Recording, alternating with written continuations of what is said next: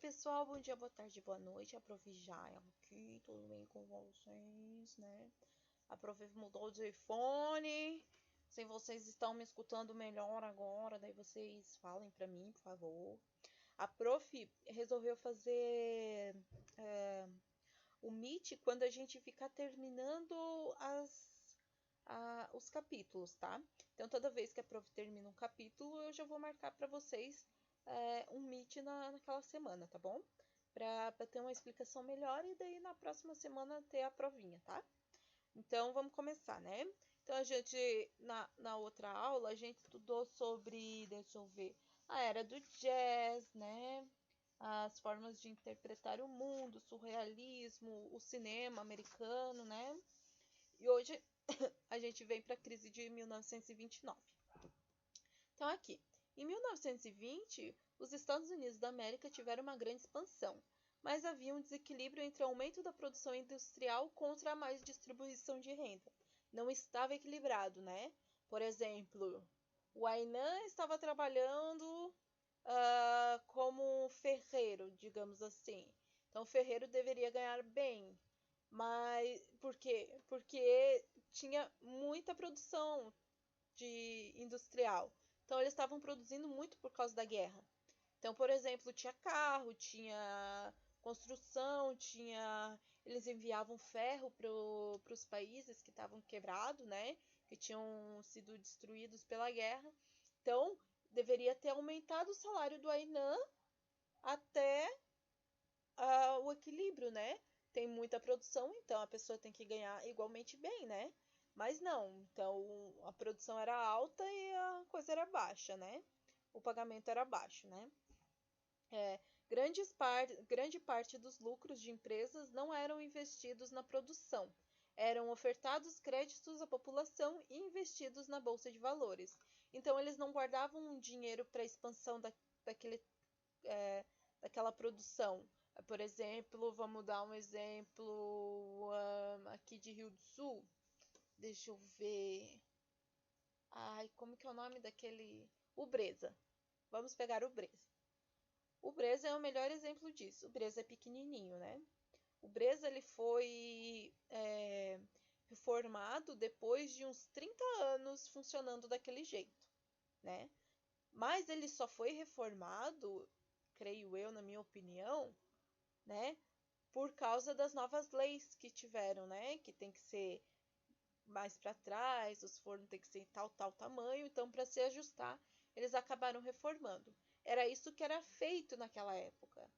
E em vez deles, por exemplo, vamos guardar dinheiro para comprar uma sede maior para a gente fazer muitos bolos. Por exemplo, o Bakery Boss lá, o Bud, né?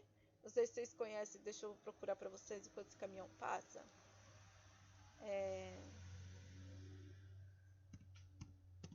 O Bud Valastro. Aqui, ó. Esse daqui, ele é muito conhecido porque ele começou o pai dele começou num negócio pequeno, nesse daqui, Carlos Bakery, e agora ele ampliou o negócio dele e tá enorme, ele tem uma sede gigante. Esse daqui ele só deixou para coisas pequenas, mas os bolos que eles fazem gigantescos, ele fez lá para outro negócio, né? Para outra fábrica enorme, daí é uma fábrica de bolos, né? Então eles não faziam isso naquela época. Eles davam como empréstimo para os empregados ou investiam na bolsa. Por exemplo, eu vou investir em. Estão fazendo novos calçados. Vou investir nos calçados, então. Lá na Bolsa de Valores de Nova York. Então eles não guardavam dinheiro assim para possíveis quebras, né? Como vai acontecer, né? Eles não imaginavam, eles acharam que essa subida dos Estados Unidos sempre seria crescente, não estagnaria nem quebraria, sempre ficaria ali em equilíbrio, né? E não é isso que vai acontecer, né? Então, no dia 24 de outubro de 1900. Tá, aqui, desculpa. Então, o mundo estava no auge do liberalismo econômico. Os governos eram responsáveis pelo controle da inflação. Então não eram economistas, não eram as pessoas, né? Era o governo que tinha que dar conta dessa inflação, né? Defendiam que a economia deveria ser livre. Então, era capitalismo, né? Capitalismo e liberalismo. Faz o que você quiser, né? A gente não tem leis aqui, desde que você não prejudique fortemente outra pessoa, a gente pode fazer o que a gente quiser, né? Então aqui, no dia 24 de outubro, no dia 24 de outubro de 1929, numa quinta-feira, a Bolsa de Valores de Nova York, com 12 milhões de ações, foram colocadas à venda. Não houve compradores suficientes e em uma hora houve a quebra, o crash da Bolsa de Valores, de Nova York. Então, por exemplo, geladeiras, né? Eles estavam começando a vender geladeiras. Não teve compradores, não teve o tanto que eles fizeram, não bateu com tanto de comprador. Então, tipo, se eles fizeram 1 milhão de geladeiras, só 1.000 pessoas compraram, vai ficar hiperinflacionado, né? Então, tipo, vai cair, tipo, a geladeira que antes era $400 vai cair para $100 por aí, sabe? Então, teve essa quebra, né? Nas semanas seguintes, a queda continuou. Imóveis despencaram, o que fez a população retirar todas suas economias do banco. Quebrou o banco, tá? Desculpa, professor, escreveu o bando. Quebrou o banco também. Os Estados Unidos mergulhou na Grande Depressão. Como que eu posso explicar? Então, assim, diminuiu o preço dos imóveis e, assim, se o povo não tivesse tirado o dinheiro do banco, o banco ia tomar o dinheiro deles. O que aconteceu aqui no Brasil. Então, eles foram até inteligentes, tá? Aqui a gente tem, né, o jornal dizendo, né, Brooklyn Daily Eagle, né? Aqui, ó, terça-feira, 24 de outubro de 1929. A Street está em pânico com a parada e a quebra, né? Então ele fala sobre o príncipe e tal da Itália, mas eles estão mais preocupados com a quebra da bolsa de valores, né? Aqui, a crise toma o mundo e a crise liberal. O capitalismo já havia passado por outras crises, mas essa largou em uma escala mundial, pois a maioria dos países tinham negócios com os Estados Unidos. E em 1933, os empréstimos financeiros entre países caíram 90%. A crise de 29 afetou todos os setores: agricultura, pecuária, mineração, comércio, banco, transporte. Tem um filme, Memórias de uma Geisha. É maravilhoso esse filme. Que é lá no Japão. Então a maioria dos... Porque vocês conhecem o conceito da geisha, né? A geisha, ela entretém os homens, né? E quando elas são virgens ainda, o chefe, que é sempre um cara de negócios muito rico, ele dá um bolo de dinheiro enorme para a virgindade da geisha, né? Mas elas só dormem com quem elas querem. Elas têm que interter, por exemplo, colocar chazinho, dançar, tocar, né? Mas elas vão interter sempre os ricos, né? Os homens de dinheiro, os caras que... E é ali de 29, então dos anos 20 a 29. Então mostra bem assim, depois que dá a quebra e da Segunda Guerra Mundial, elas... Não.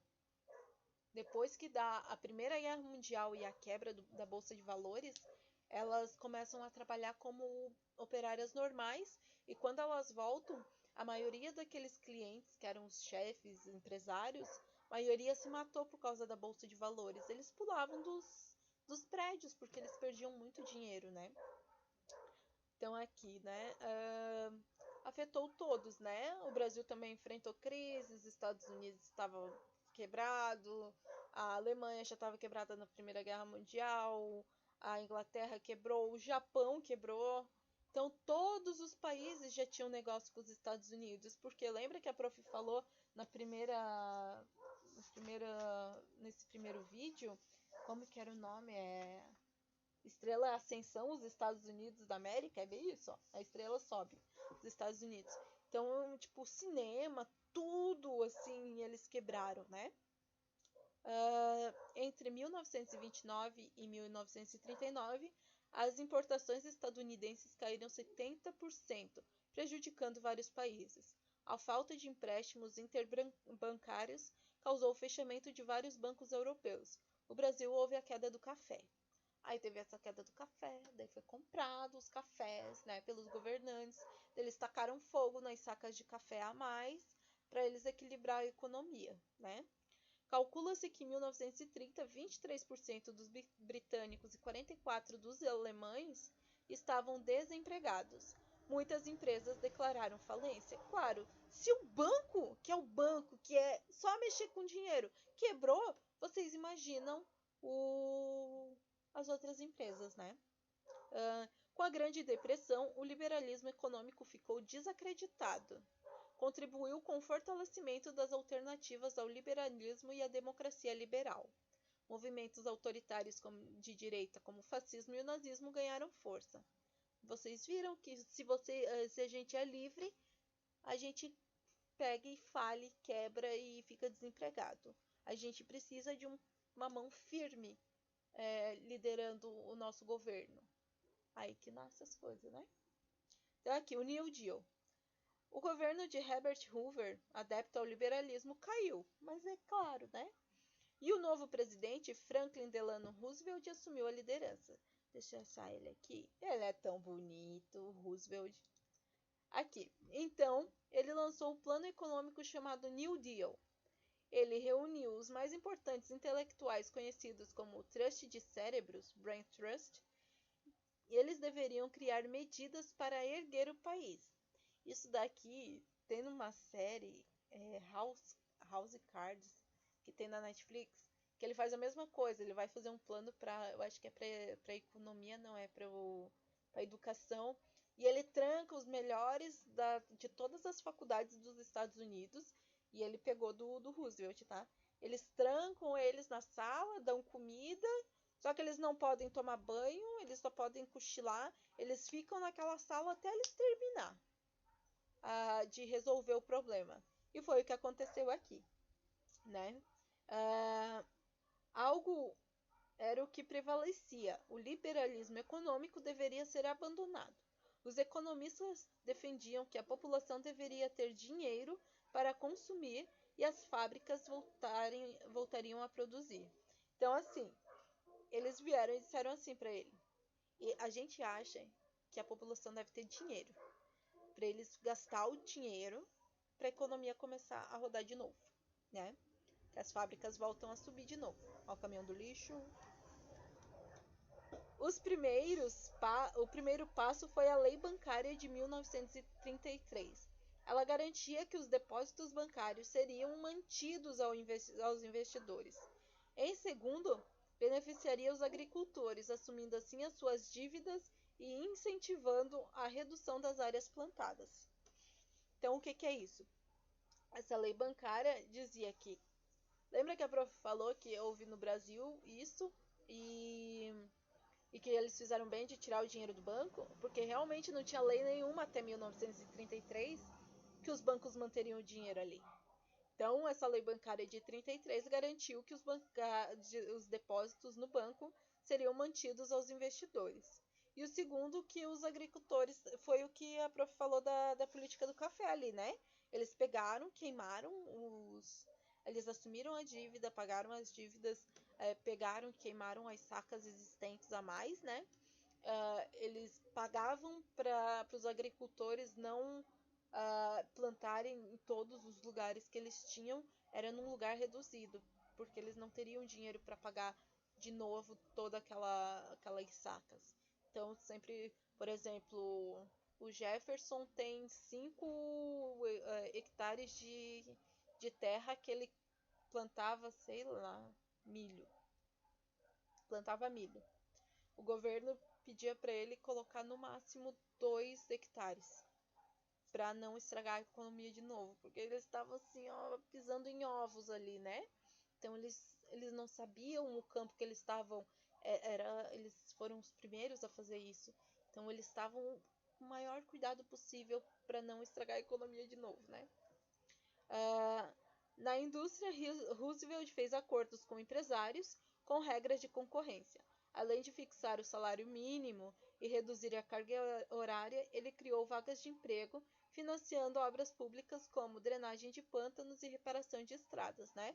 Então, eles seriam funcionários do governo, o governo já estava marcado para produzir aquilo em uma escala de 15 anos, então tudo que eles podiam produzir naquela época ali, eles estavam produzindo para girar o dinheiro, né? Para tirar um pouco dos desempregados, né? Então aqui, os primeiros sinais positivos, né?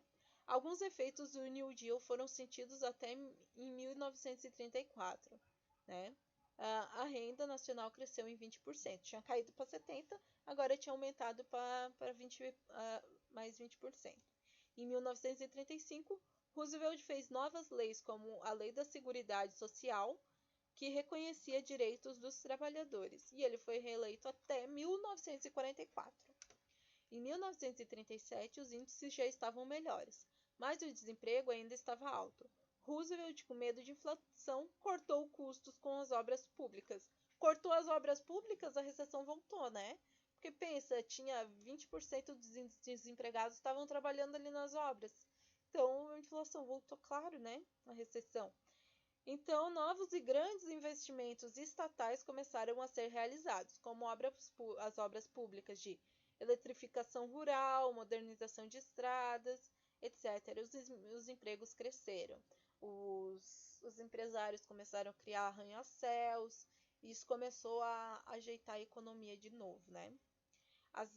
Aqui a Profitem, aqui ó, são as imagens mais conhecidas, né? Essa daqui, que é os funcionários no almoço, né? O almoço dos operários, né? Na época de Roosevelt.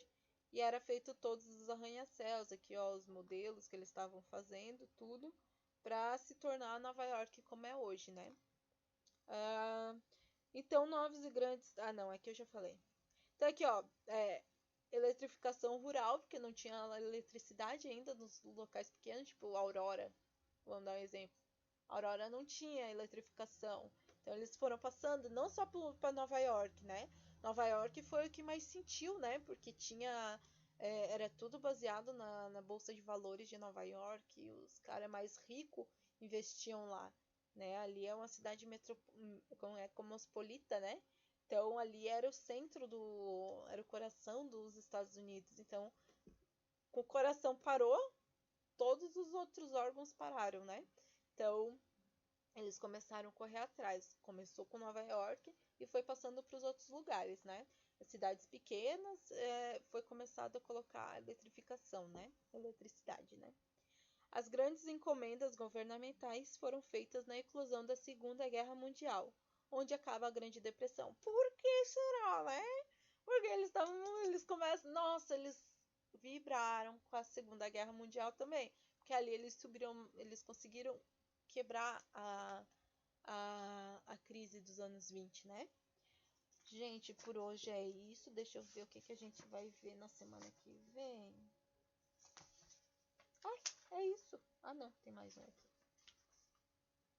Não, é isso. Semana que vem daí tem a provinha. Daí a Prof faz um meet com vocês, tá bom? Essa semana. Beijo pra vocês. Até semana que vem.